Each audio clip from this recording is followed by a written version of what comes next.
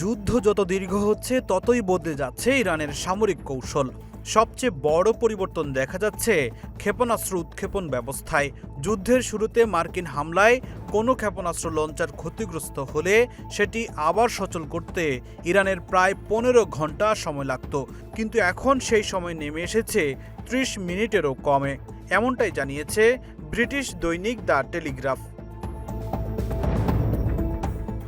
অর্থাৎ একটি লঞ্চার লক্ষ্যবস্তু হওয়ার পর খুব অল্প সময়ের মধ্যেই সেটি পুনরায় প্রস্তুত করে নতুন করে ক্ষেপণাস্ত্র ছুটতে পারছে ইরান। বিশ্লেষকদের মতে এটি ইরানের প্রকৌশল দক্ষতা, দ্রুত মেরামত ব্যবস্থা এবং বিকল্প মোতায়েন কৌশলের বড় অগ্রগতি।